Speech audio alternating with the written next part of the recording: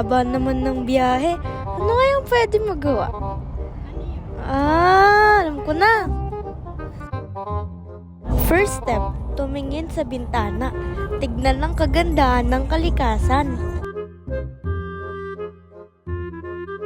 Pag boring pa rin talaga, matulog ka na lang.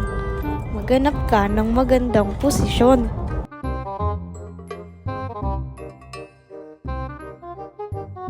Pag di ka pa rin talaga makatulog, magpatugtog ka na lang.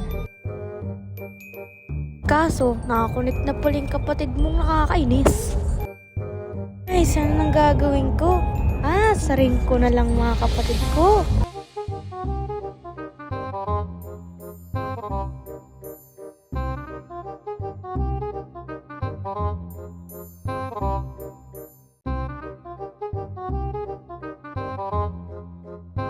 Kaso, wala pa rin talaga eh.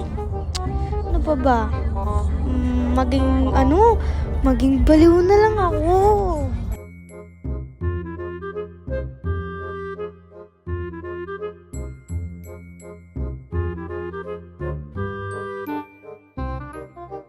Hays, wala pa rin talaga. Ayoko na nga.